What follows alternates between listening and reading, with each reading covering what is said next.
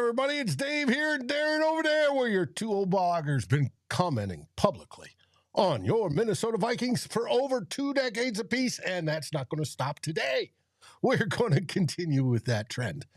And we've got some new things in store for you today, but you're going to have to wait till after the roll-in to see them, because I'm not going to tell you about them.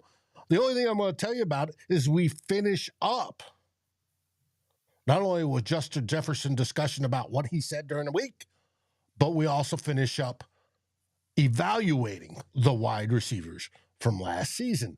And should the Vikings move on from a couple of them? Should they target some other ones in free agency or the draft? We're going to find out next on Two Old Bloggers.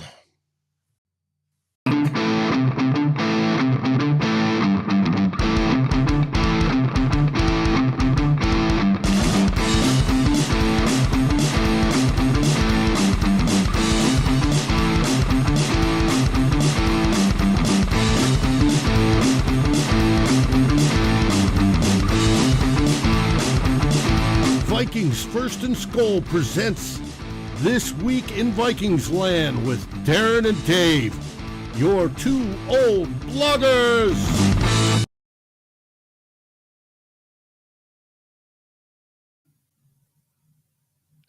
And software seems a little bit slow today. Oh, we'll deal with that though.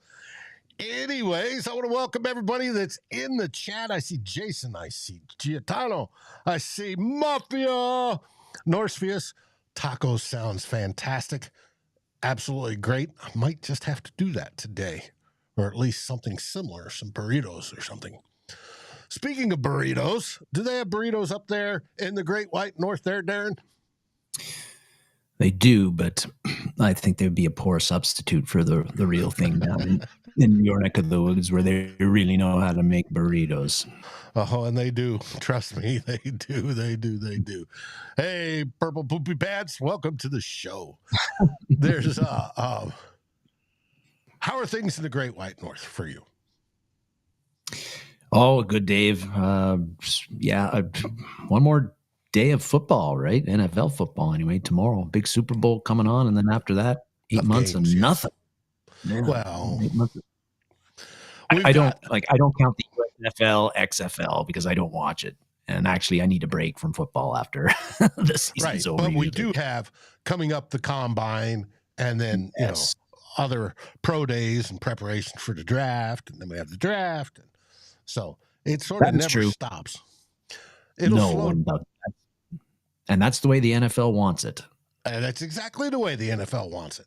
And they'll have an announcement week of what the schedules are and who's getting the next draft location, who's getting the next Super Bowl location. All that sort of stuff happens because they want to keep up the interest. But the time it really sort of starts to slow down is after the draft itself. A couple weeks after, once we get done dissecting all our draft picks. And then we wait on August for everybody to come in. Yes, we have a few OTAs in between, and we get little tidbits about, the players, and we'll be here all during that time period. So it's going to be fun. Well, today I titled this off of one of our subjects, What Did Justin Jefferson Say During the Week? That got a whole bunch of Vikings Twitter and the Viking sphere over on Facebook and everywhere else up, all wrapped up in a tizzy. And the question is, why? Well, we'll get there when we get there. But first, we're introducing a new segment coming next. And I see Tyler's joined us. Welcome to the show, Tyler.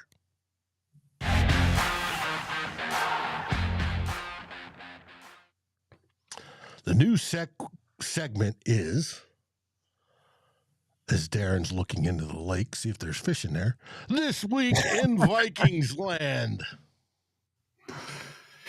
Yeah, this is going to be kind of like quick hitters, where we're going to do this regularly now. This is one of the new segments on 2L Bloggers, and looking at, people who have been watching the show for a while, Dave, they know the quick hitters segment where we go on 2 or 3 or 4 quick, try to be quick about it, and go at delve into 2 or 3 or 4 subjects that are related to the Vikings.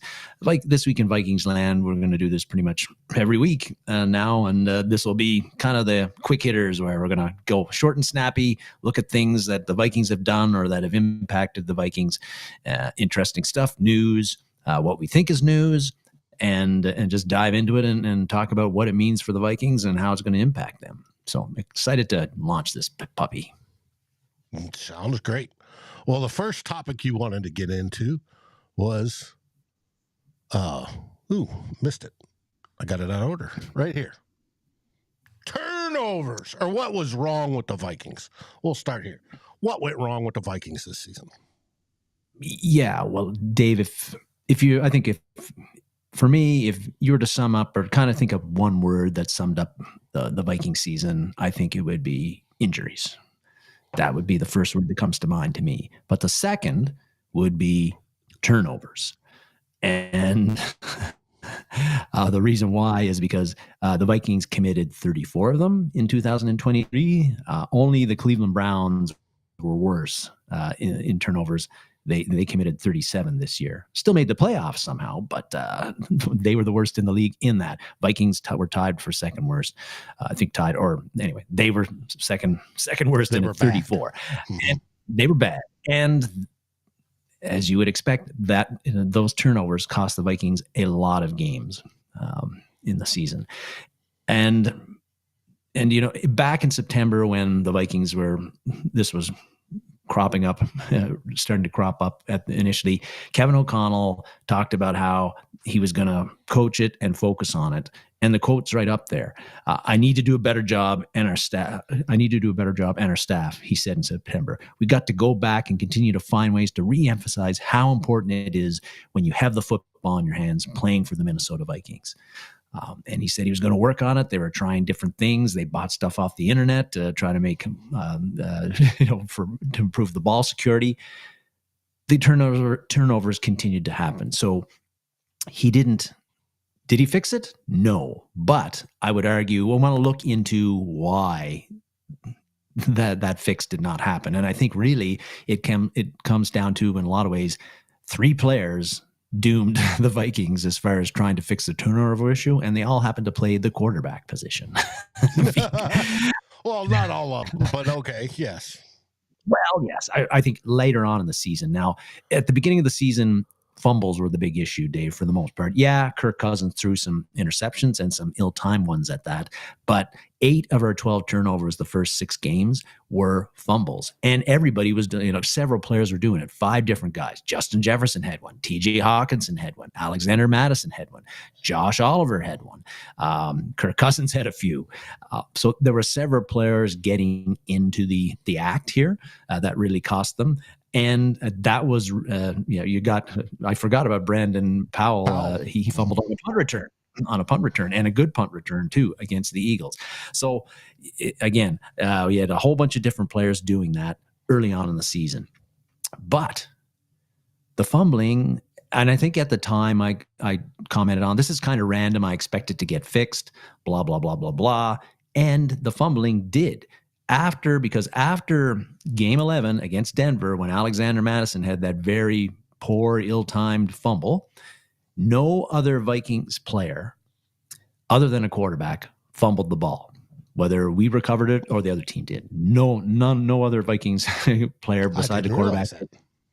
And so the fumbling, we got it fixed. Nobody put the ball on the ground other than our quarterbacks. The problem was, but the turnovers didn't stop.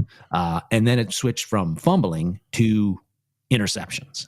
And that was really the issue the last part of the season. And surprise, surprise, what was the problem with that was that once Kirk Cousins went down for the year against Green Bay in game 8, you had Jaron Hall and then Josh Dobbs and Nick Mullins. And between the 3 of them, they had 14 interceptions in the last 7 games combined.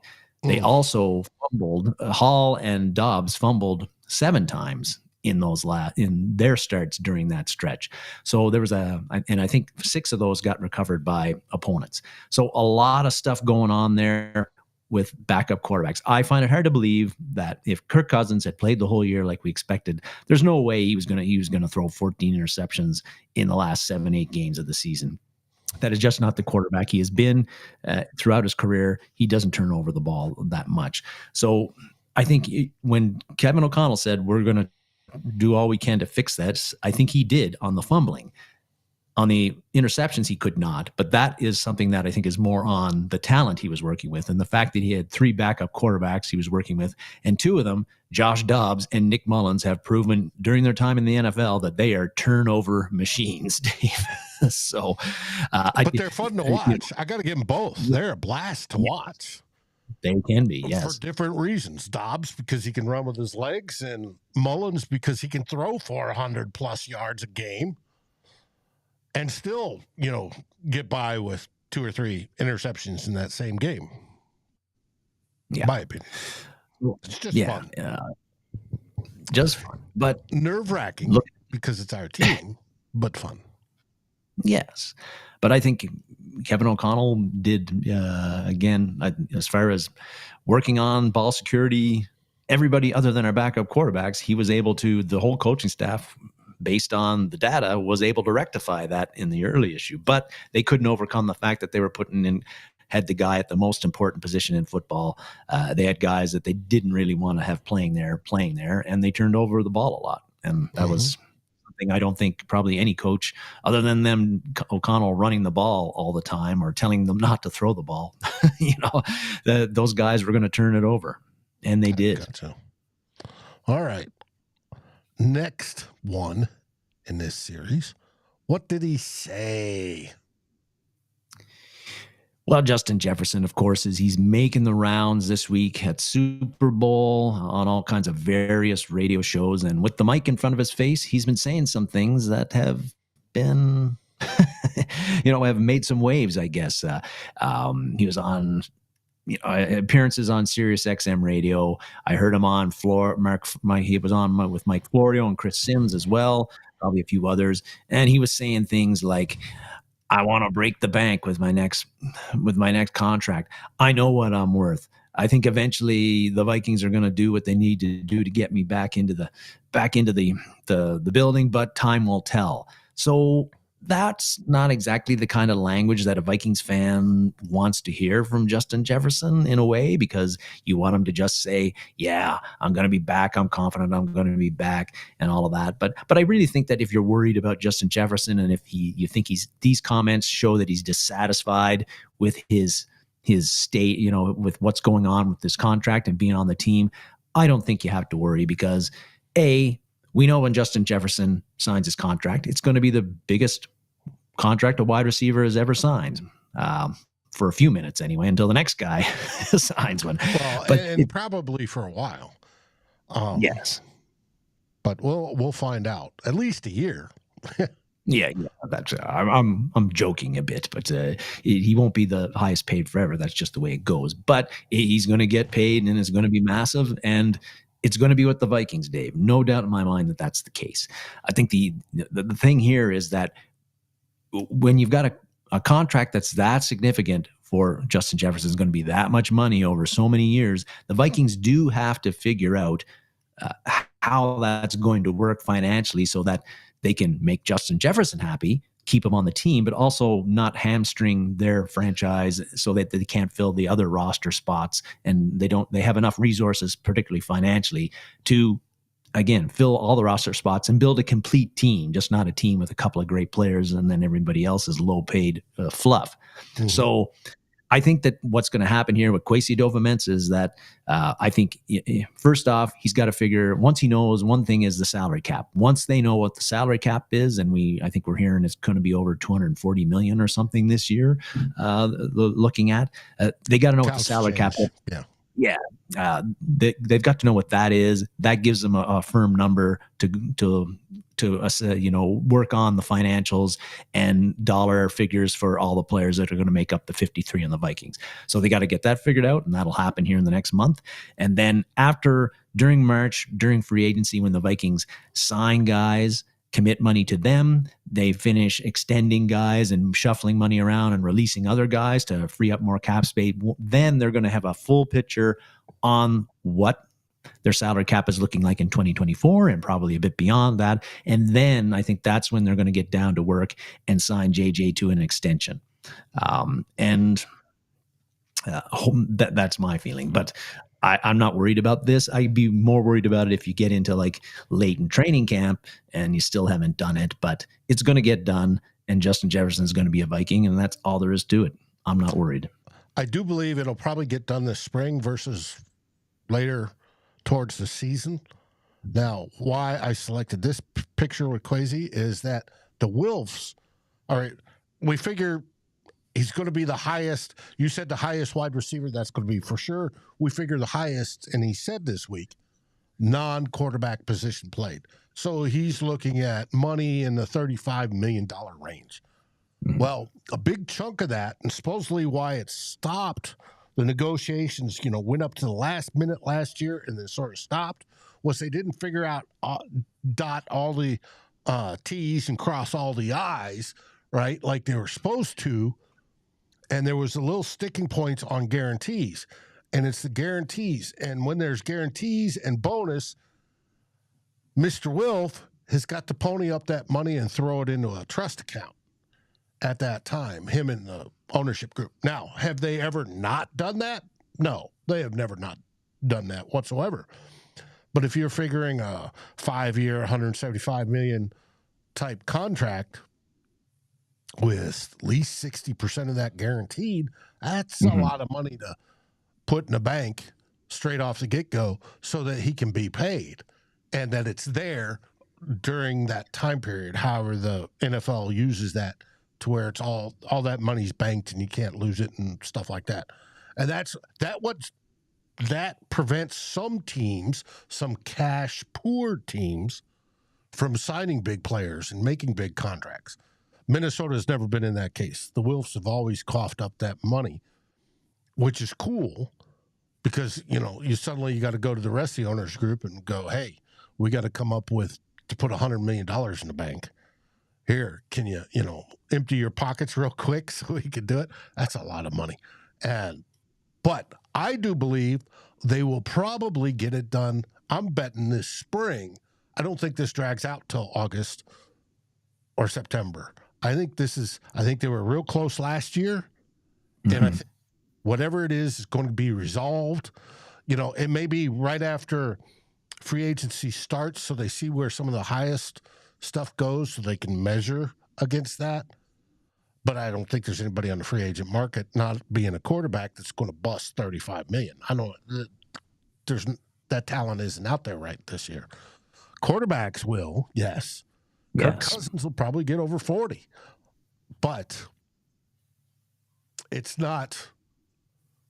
There's not going to be the other. So I suspect within a week of free agency starts March 13th. I expect within a week or two that we'll have a big announcement and they do it. Now I could be wrong, been wrong many times before, but it's going to be done.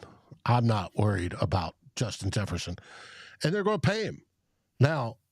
$35 million, that's a big chunk of the cap, percentage-wise.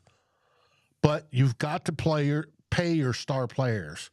You've got to pay that money somewhere. And there seems to be a gap between the very, very elite and everybody else. Well, JJ falls into that very, very elite, and you want to spend that money that way. So I think it's a good move by the Vikings. And then they'll work forward on other contracts, and they'll move money around however they need to. But I think JJ's going to get done. I agree with you. I have no doubt that this is going to go and happen. So people need to stop worrying about it. He's not getting traded. He's not getting traded. He's not going to be holding out. The Vikings are going to get this done. After going 7-10, you think the Vikings are going to go into 2024 with Justin Jefferson sitting on the sidelines or trading him? Like, it's just not happening. They're going to sign him, and Jefferson saying that he wants to break the bank. Again, that is not a news, and I think that's just his kind of way of saying, "Hey, boys, I want to be here, but I want to be paid what I should be paid," and that what he should be paid is the top contract for any non-football player out there, right? Non-quarterback, yeah. So, and I agree, and I think it's going to happen, and I think it will happen happily. I don't think there's going to be any angst about it. So, and it sets up, once he's under contract for a long time, even if he's not under contract, he's still playing with us this year and probably the next 2 years after that. But he's still playing with us this year. So it sets up, if the Vikings move on from Kirk Cousins, which I suspect, the next quarterback comes into a just perfect situation with 2 bookend tackles and wide receiver weapons out the yin-yang, and one of them being the best wide receiver in the league. It sets it up perfectly. So if we draft J.J. McCarthy from Michigan, they're set up. If we draft Jaden Daniels or whoever it is the Vikings get, they're set up perfectly. Do you think, Mullins was that good that he threw over 400 yards if he would not have had Justin Jefferson? No way, right? That helps, because not only is he that good at catching the ball, he's that good at commanding defensive coverages, which helps the other guys to catch the ball. So that's why you keep him. You get some schlub or some draft pick because people trade him and draft somebody. You can find somebody. Well, no, you can't find a generational player that demands the defense pays attention to him every single year. Sorry, that does not happen. So and look how long we were lost in the wilderness of wide receiver after we traded Randy Moss in 2005. It took until they drafted Diggsy in 2015. We could not. Now, Sidney Rice was good, but unfortunately had a lot of injuries and couldn't stay healthy, and he just had the 1 year. But up until that, it was like a wasteland at wide receiver for the Vikings, and we didn't get it fixed until we got lucky with Adam Thielen. Like hugely lucky with Adam Thielen, and drafted Diggsy, and then things have been better calmed since. down. Yeah. Well, that moves us on to our next topic. Got some great chat going on. Yes. Thanks for the comments, everybody. Snubbed again. Yeah, well, it's Dave shaking his head. He's not happy. I'm not happy. I am not happy. No, not over this one. It seems every year around this time, well, a little bit earlier actually, like Vikings fans get pissed because Jim Marshall got snubbed for the Hall of Fame for like the 200th year in a row. And this week we found out that another Vikings legend also got snubbed by the Hall of Fame in Jared Allen. Was eligible in 2021 to be enshrined in the Hall of Fame, and so he's 4 straight years now. He has not made the cut. Been a finalist the past couple, but has not made the cut.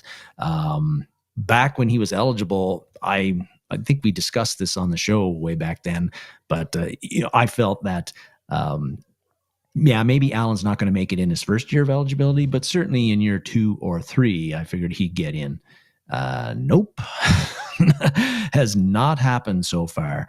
And so that gets me to wondering, worrying, whatever it is, about whether Jared is going to make it in at all. And that is what's pissing you off. What's pissing me off is that he's got a fantastic resume to get into the Hall of Fame. 136 sacks all time. So that's 16th all time. The other 15 guys ahead of him are already in the Hall of Fame, including Julius Peppers, who is being inducted this week. Yeah. 100 and this year. Yeah. Joe's talking about Paul Krause. Took almost 20 years to make it into Canton, and he's the interception king. Yeah, well, I didn't realize it was that long, actually. Joe, that's a crime as well. But at least he made it. We're still waiting on both Marshall and Jared Allen. Both should be in there. Continue with the resume, Jared Allen resume, 136 sacks, 16th all time, 171 tackles for loss, which is a humongous amount of tackles for loss for a defensive player, 32 forced fumbles, which is 25th all time. And we know that in this era that Allen has played, there's not nearly as many fumbles as there used to be in them olden days. Ball security has been so much improved. The technique and protecting the football is so much better than it was in the 60s, 70s, even in the 80s. And looking at Pro Football Reference, we've used this before. They have an approximate value metric for the worth of a player throughout a season and for his career. Jared Allen's is 127. That's very, very good. And it's much higher than several other defensive ends who are already in the Hall of Fame, like Leroy Selman, for one, like Claude Humphrey. Different eras, but still higher than that. And his approximate value is higher than, look at that, Claude Humphrey. Look at that big old cast on his hand there, David. It just brings it. It's just, wow. Back in the day, when you could head slap. Yeah, exactly. Not so great for the old melon of the opposing player who got the head slap, but still. But that's how they played back then. They played.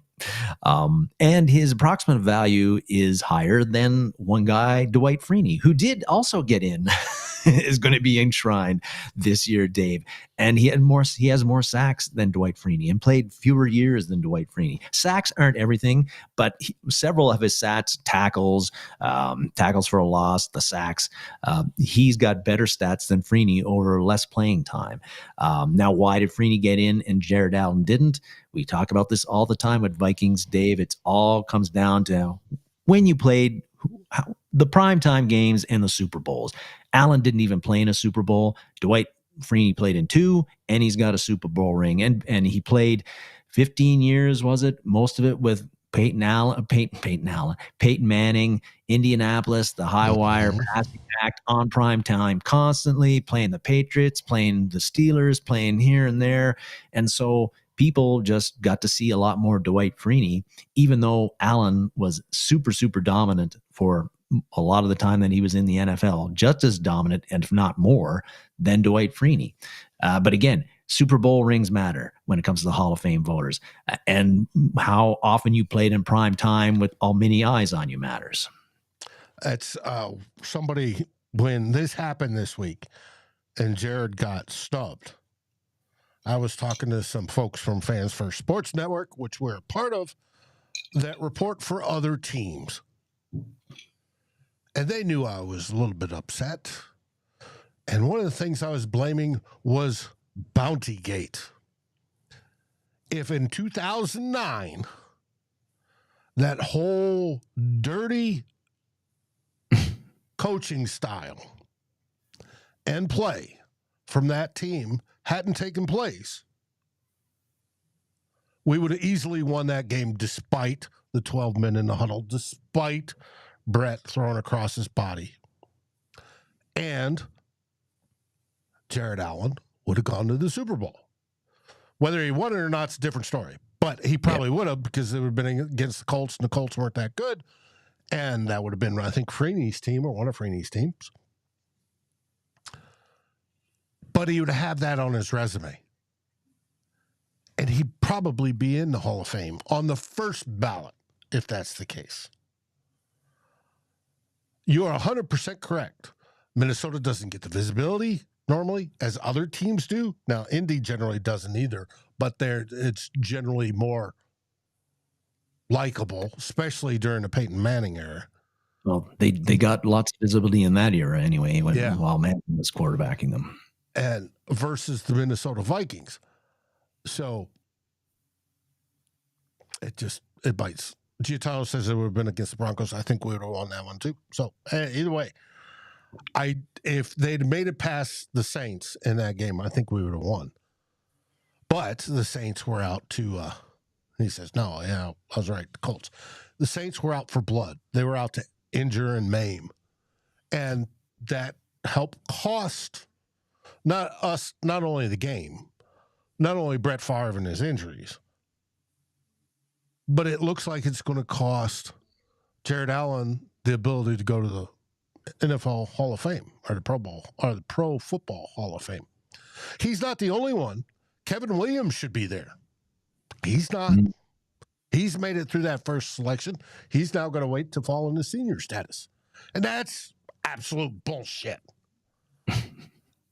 But Jared Allen should be in there now, and he's not. And it's another snub.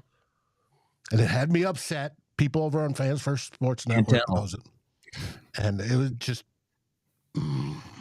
And the thing is with that, now that he's gone 4 years, Dave, and not making the Hall of Fame, is that next year, it's just one more year, just another year where his career and the writers who vote, the people who vote on his career is further away from their consciousness of that. And so now there's going to be a new crop of players next year. They're going to be eligible. They would have played more recently than Jared Allen will have played. They'll have, those writers, those voters may remember what those guys did more. They may be more fixated on those new guys and assessing them as opposed to the older guys.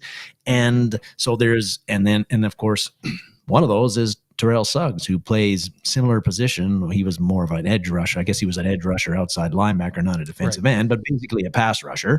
That's what he did. That's what Jared Allen did. He's up for the Hall of Fame next, it'll be his first year of eligibility next year. He's got 2 Super Bowl rings. You think he's getting in? Yep, right away.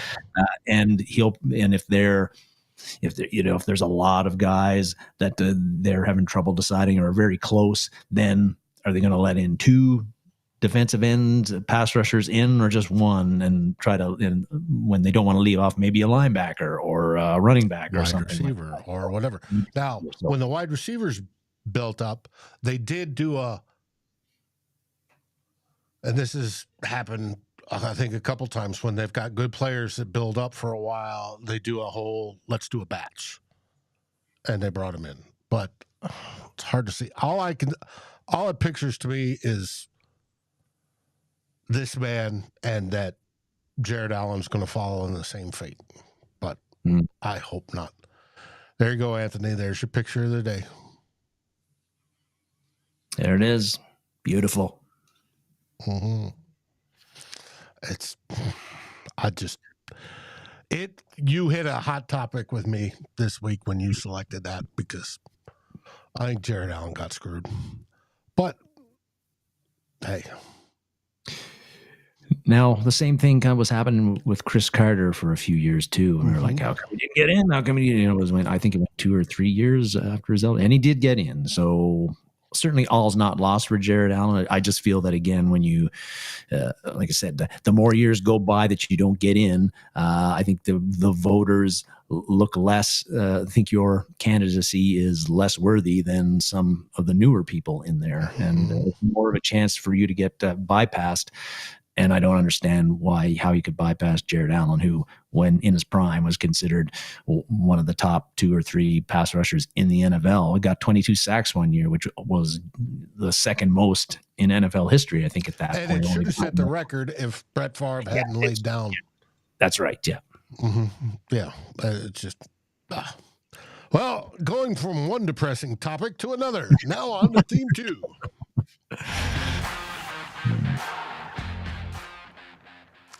This is one of our new segments.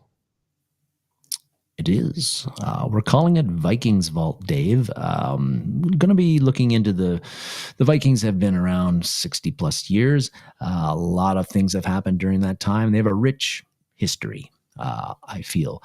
And Justin's there wanting more people to pump the like button. Yes, please do that. The Viking Vault, we're going to take a look at Vikings history here. Again, not going to do this every week, might be once a month thing, but we're kind of going to take a look at maybe a player who had an underappreciated season and never did it again. Or we could be looking at some significant trade that maybe we've forgotten about. Or we could be looking at some coach or team that accomplished something, surprising that, again, may have been forgotten about. Going to be some good. There's going to be some bad. Today, we're going to start with the bad. Well, hey, we're 2 old bloggers. We may have lived through some of this. So, yes, you youngsters out there, and I use that tongue in cheek, that came in the Randy Moss era. This is before that. And get ready because the drama was just as big. And everybody was just as interested in all. We couldn't watch it. We couldn't talk about it online. We all had to wait for the newspapers and the magazines and stuff like that to come out. But we cared just as much. And it still goes on today. Who are we starting with today? We are going to start with the Les Steckel experience. When I said the bad, we're talking about the very, very bad, Dave. And the reason I picked this one, we're a week late, but January the 29th was the 40th anniversary of this guy, the great Bud Grant, retiring as Vikings head coach, the second coach in Vikings history.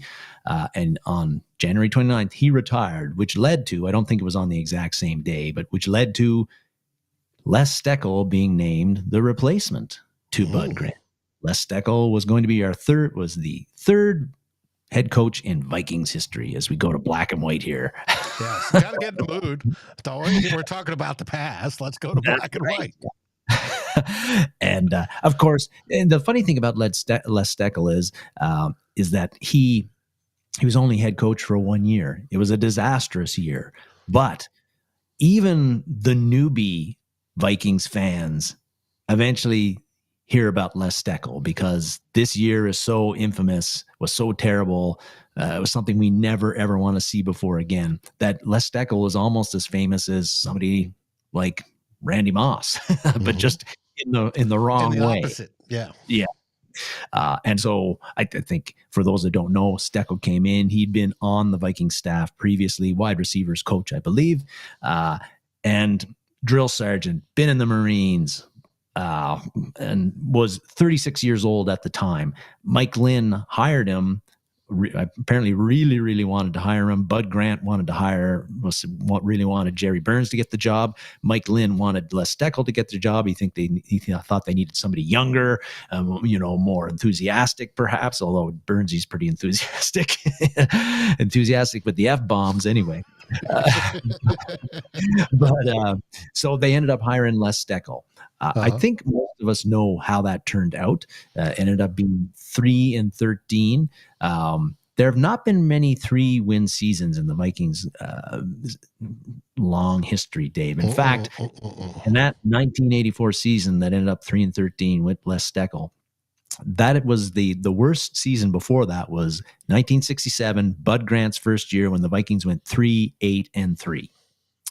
And they haven't had a 3-win season. The only other 3-win season they had, 3-13 season they had, was 2013 under Leslie Frazier. And Northvia's got this. He's already commented. Not 2013, 2011. Sorry about that. I wanted to kind of hammer home how bad the Vikings were under Les Steckel. So going to run through a few stats for you here. Cover your eyes if you must, but or your ears. The Vikings point differential that season under Les Steckel was minus 208. 208. Minus 208. 208. And this is in 1984. They'd gone to the 16-game season by then, I believe. Yes. Yep, they're 3-13. And if you wonder how bad that is a whopping 99 points more than the second worst point differential in franchise history, which also happened to be 2011 when the Vikings went 3-13, when we were a minus 109. So now, not surprisingly, that year the Vikings were also they were last in points given up and in yardage given up. And the only time the Vikings have been last in points given up, Dave, was in 2013, again under Leslie Frazier. And they've never been last in points given up. We were pretty paltry as far as production-wise, not surprising on offense. Our top rusher was Alfred Anderson, ran for 773 yards that year. Our top receiver was Leo Lewis, all 5'8" and 170 pounds of him, Dave, 47 catches. 47. 47. 47. Our tight end who went out with an injury this year had more than that. Yeah. And JJ, after 4 games, had almost that many catches. Now, granted, it's a different time in football, more running and stuff, but still, that's freaking crazy. Sorry, folks, I need to kill my soldier here. The Vikings, the Vikings started the season under Les Steckel not so bad. They were 2-2, and then they went on to lose 11 of their last 12 games. And in the final 6 games, they were outscored 241-97. They just got, because the Vikings, a lot of the players mutinied against Steckel and his hard ass ways and his like trying to run boot camps in almost every practice, and then a lot of them quit on him. So well, granted, it was the end of the Purple People Eaters. Those guys were getting old. But they still had talent over there.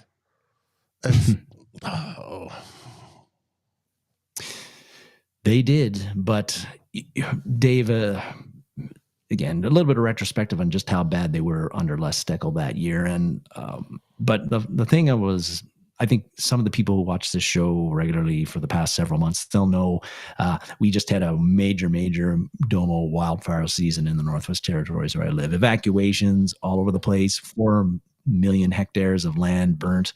But the thing about wildfires is, I'm going to do an analogy here, but the first thing about wildfires is that as devastating as they can be, they also are somewhat necessary for the ecosystem in a way. And then when you get a big burn through an area, things don't stay dead. You get a regrowth for the vegetation in the area and regrowth in the ecosystem, and things rise again and regrow and become green and lush all over again.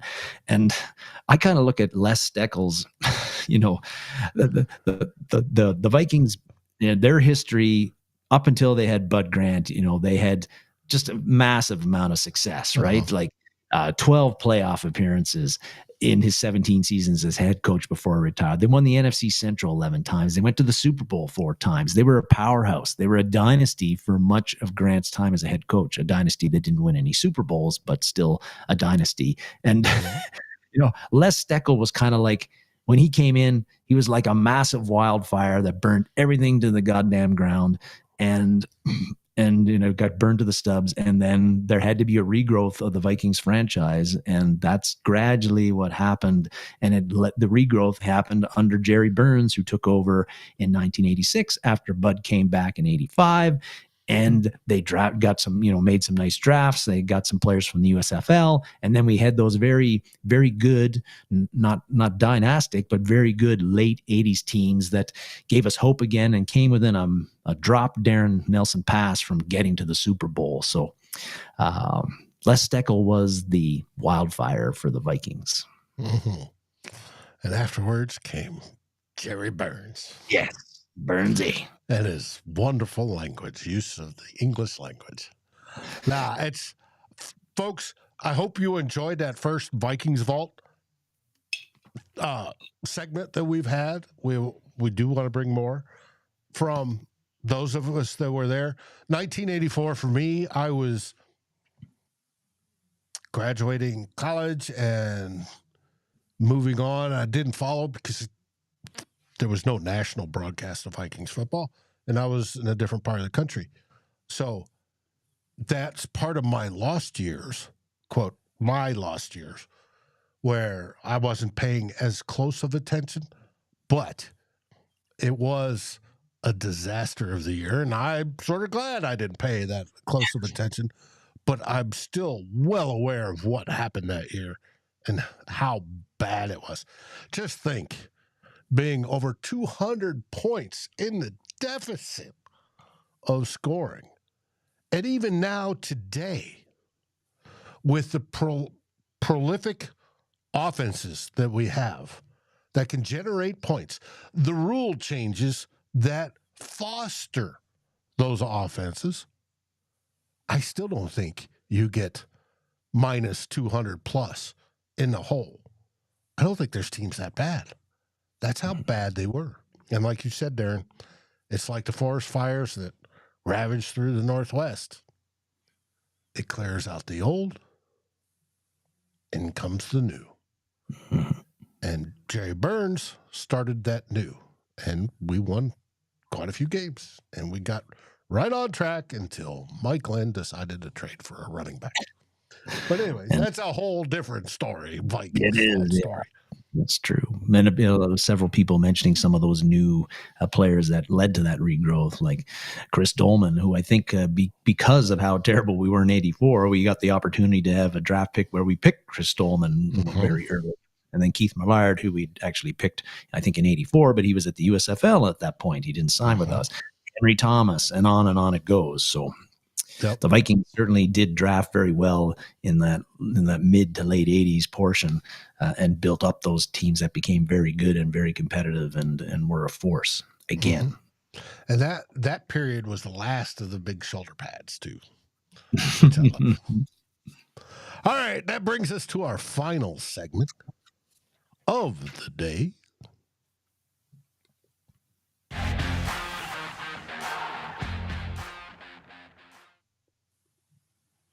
Wide receivers. Yeah, this is the last positional unit on offense that we're going to talk about and look at, again, what the Vikings have going into 2024 and what they need to do to improve on that, if anything. And with the wide receiver unit, I think it's a lot of the Vikings positional units, Dave, where you got some really awesome players in there, and then also a lot of concerns about who's behind those players, as far as depth goes.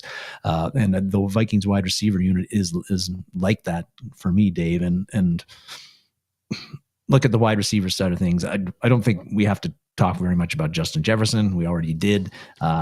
He's awesome when he's healthy. He's like baseline is 120 catches, 1,600 yards or so, 10 TDs, and he's going to do that steady for the next 6-7 years.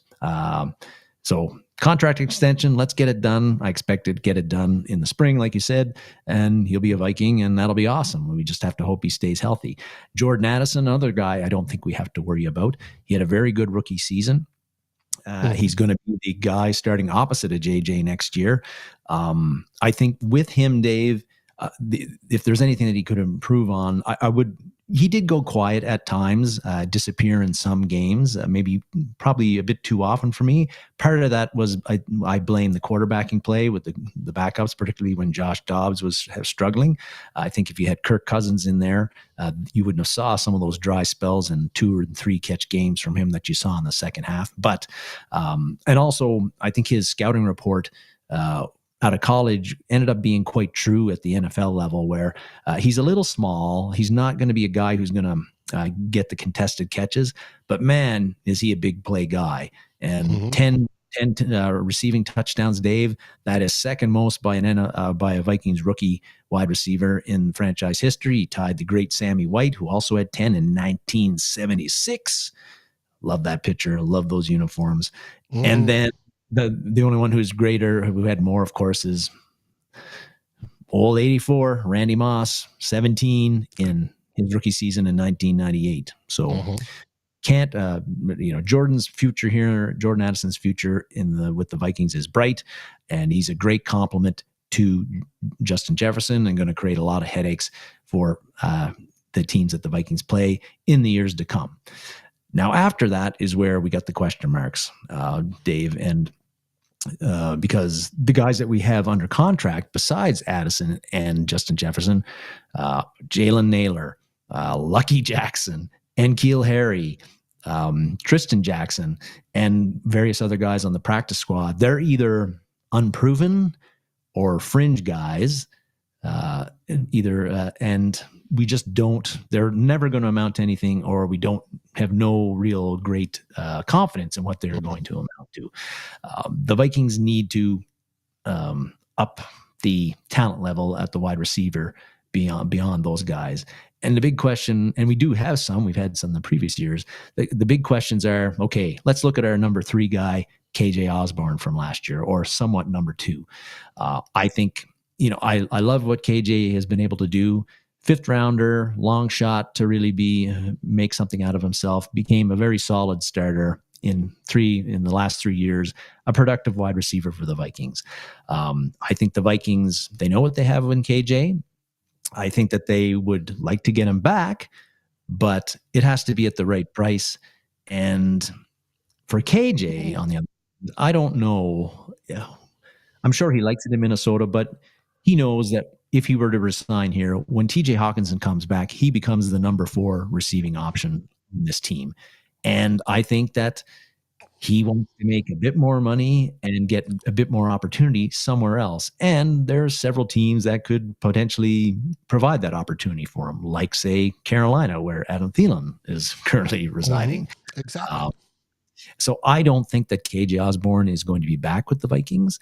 I think that is okay as long as we do some things. Brandon Powell, now I like Brandon Powell.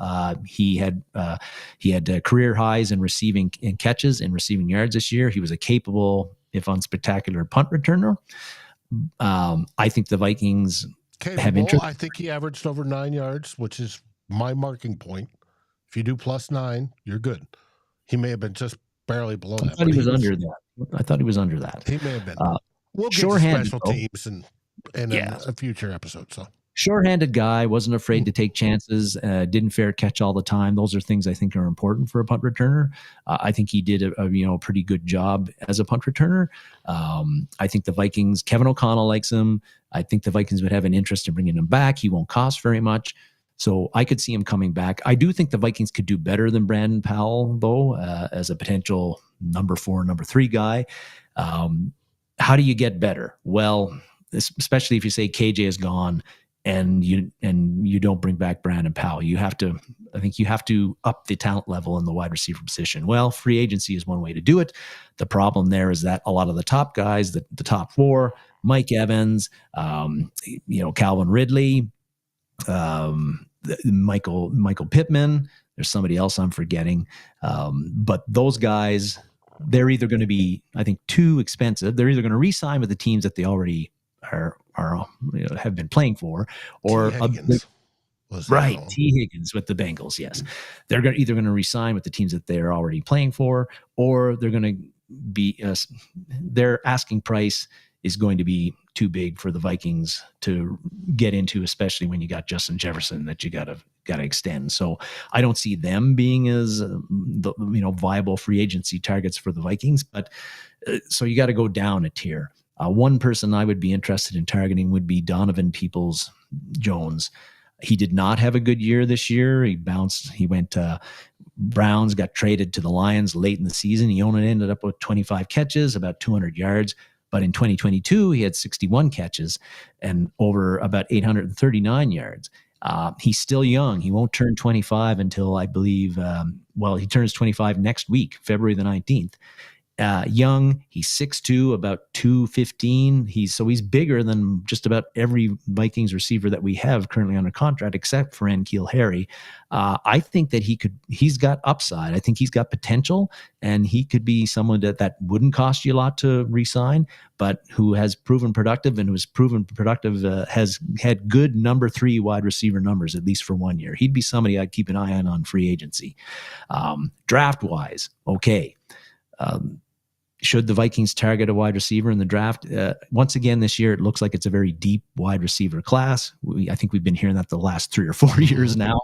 But again, I've already talked on previous shows. Okay, draft-wise, I think that we need to target a quarterback early in the draft. I talked about running back. We're pretty thin there. We probably have to look at something later on in the draft, perhaps, and drafting a rookie running back there. Tight end with the TJ Hawkinson situation, that suddenly becomes a need, I think, draft-wise. And so we haven't even talked about what the defensive side of the ball, and we know we got lots of needs there as well. Yeah, I'm about to say a lot of attention is going to be paid over on the defensive side of the ball. And it should. So where do you work in a wide receiver who could come in as a rookie year and make an impact and potentially be a number 3 or at least a viable option or provide competition? Well, I think a lot of it has to do with, do the Vikings keep the 9 picks that they currently have, or do they look at, or even do they trade and add a few more? Or do they trade them away to move up and get that quarterback of the future? I think that might determine whether a wide receiver gets picked or not.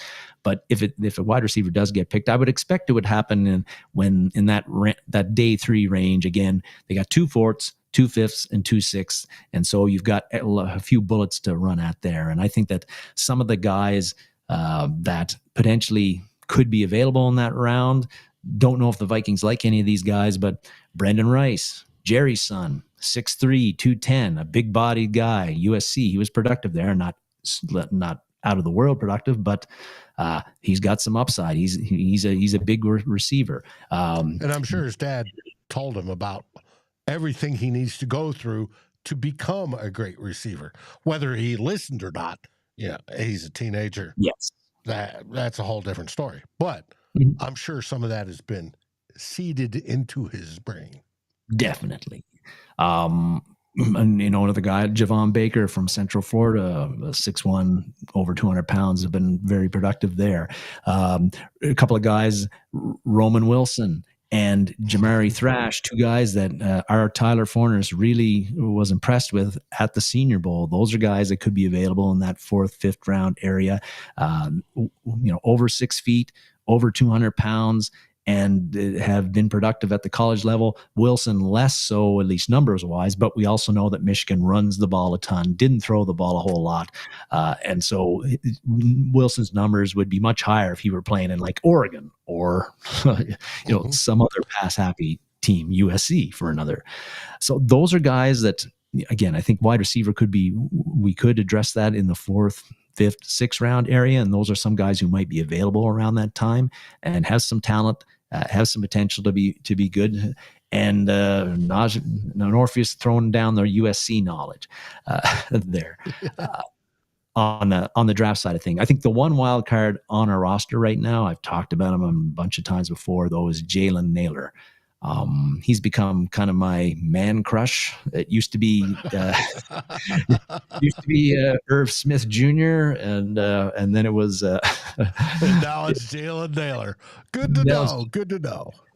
Now it's Jalen Nailor, but last off season, by all accounts, he was just tearing it up in OTAs and mini camps, catching everything, and then he got hurt early in training camp. I think it was a hamstring injury, and then when he got back into the game, back into the lineup, he had a concussion and missed several games down the stretch. So he never really got going last year in 2023, and injuries were one of the knocks on him coming out of Michigan State as well. So you talk about, this is a diversion. Sorry, folks, you gotta put up with Dave's ADHD. You talk about concussions. Listening this week, we talked. There was podcasts that focused on helmet design and helmet design changing and how helmet design is going towards position-specific helmets. And we've seen some of that. You look at the linemen and they've got that front visor-ish thing on there, right? Quarterbacks, they're working on padding the back because quarterbacks normally get concussions in the back of their head, whereas linemen, it's the constant front hitting of the head. When it comes to wide receivers, it's the banging and the side stuff. So we're going to see more of that. Plus, listen to a discussion on turf. Only Dave does this. The difference between turfs and grasses and the myriad of differences. It's just not grass versus turf. There's multiple types of turf. There's multiple types of grass. There's multiple types of weather conditions. There's multiple types of soil conditions. How it all affects football. But anyways, you got me off story because you're talking concussion and wide receivers. And hopefully they figure it out so that Jalen Nailor doesn't get a concussion anymore. And he turns into that super stud wide receiver 3 that you want. Well, yes. And I think that he's the guy that if he can stay healthy this offseason, pick up where he left off with that strong offseason, get good reps under his belt in the preseason and show that he can be a viable number 3, number 4 guy. He could be someone who really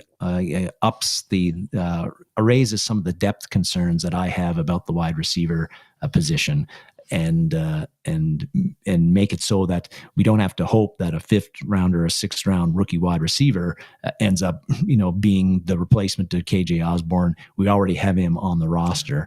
And I think you're right on that. I think Nailor will be the one that steps up into that position.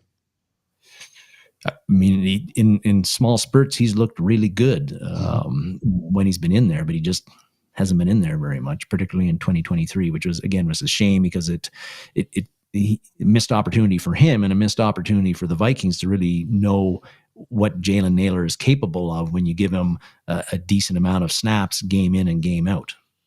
Mm-hmm. Hey, it's going to be fun to watch. It's going to be fun to see what develops over the offseason, through the draft, through free agency, into training camp. Who comes in healthy? Who have we kept? Who stands out? Who takes that next year of development? Could it be Nailor? Very well could be. Would I like to see it be him? Oh, hell yes. But there's also others that could fall into that segment. And I want to mention, you notice, everybody that's watching, notice I switched to the wide version without the images. That's because that's as far as the image loading I got. So we switched over here. Anyways, that happens sometimes. Not very often. Not very often, but it does happen. Everybody in the draft wants to know what's our picks for the Super Bowl. Darren, let's talk about the Super Bowl. Who do you want to see win tomorrow, or what do you want to see tomorrow in the Super Bowl? I couldn't give two flying Fs if either of those teams won. But maybe, I think the 49ers are going to win.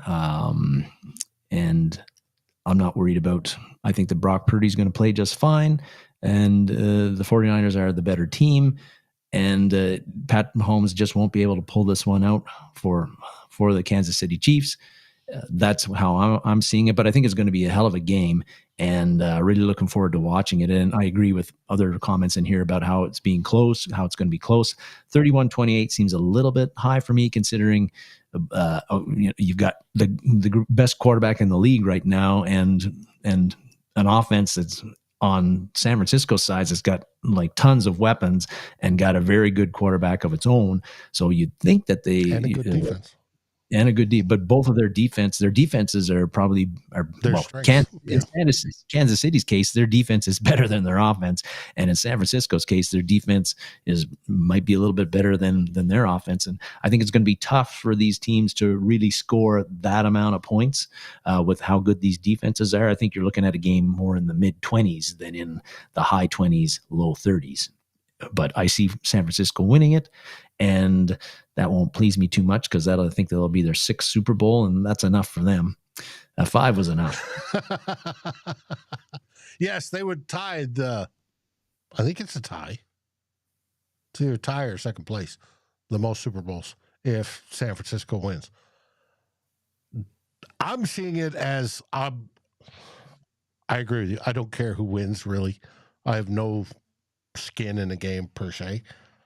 I want it to be a good game. I want it to come down to the last drive. I want it to be entertaining. I don't want the referees to screw this up. However, we've seen before when it comes to Kansas City, playing Kansas City, the opposing team, i.e. the Minnesota Vikings, can have 3 penalties called on them or called against them, and then the flags suddenly disappear because it's Kansas City. Don't want that. Don't want it Kansas City because you know we're going to get the love story intermingled in between. And the love story's fine. I hope they go off and make tons and tons of babies. Get married, have a wonderful life. I think it's fantastic. I hope they do. I wish all young people that fall in love do that. It's a beautiful thing. I just don't want it to overtake the fact that we're playing Super Bowl football.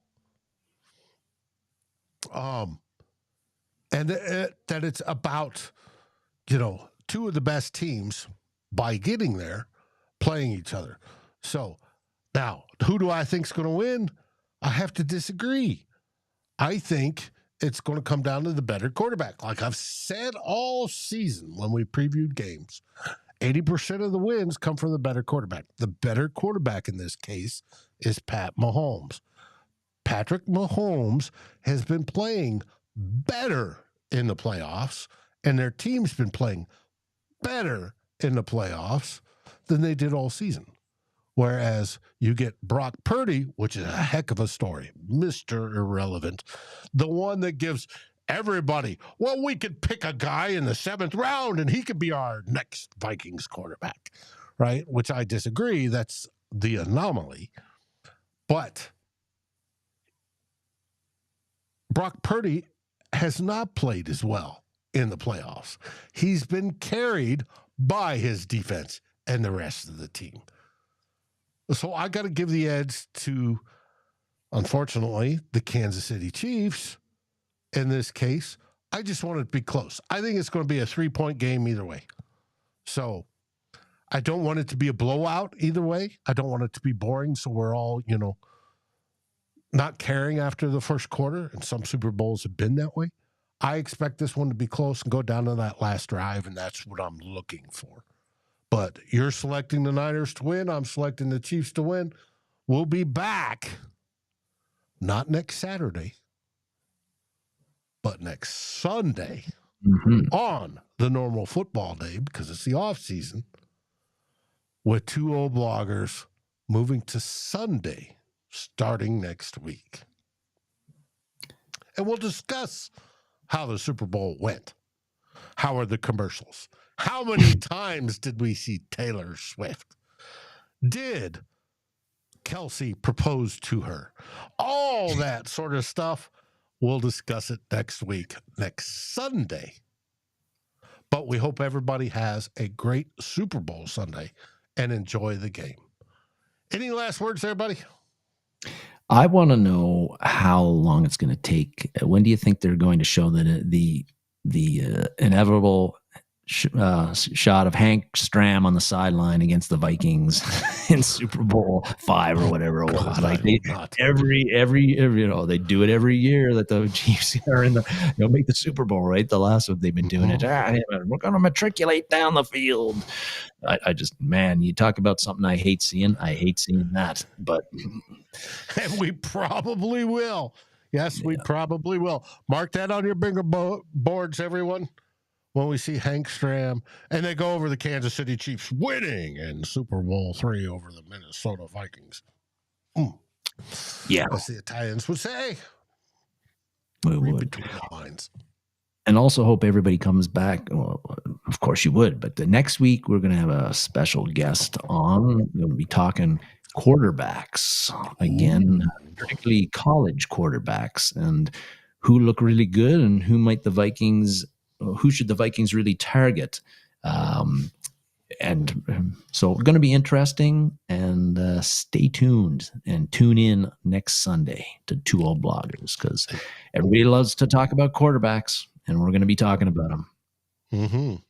Until then, I want you all to be safe. Have a great weekend. Enjoy your friends. Enjoy your beverage responsibly. Some great food. Enjoy the commercials. Enjoy whatever you like about Super Bowl Sunday. But come back next Sunday and join us on 2 Old Bloggers. What do we say, buddy? We say SKOL Vikings, baby. SKOL Vikings.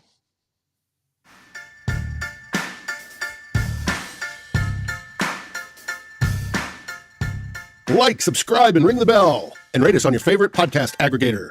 Darren and Dave, thank you for watching this episode of 2 Old Bloggers. We look forward to seeing you on every show on the new Vikings First and SKOL. You can find our podcast as part of the Fans First Sports Network. Sports takes for the fan, from the fan. SKOL, everybody!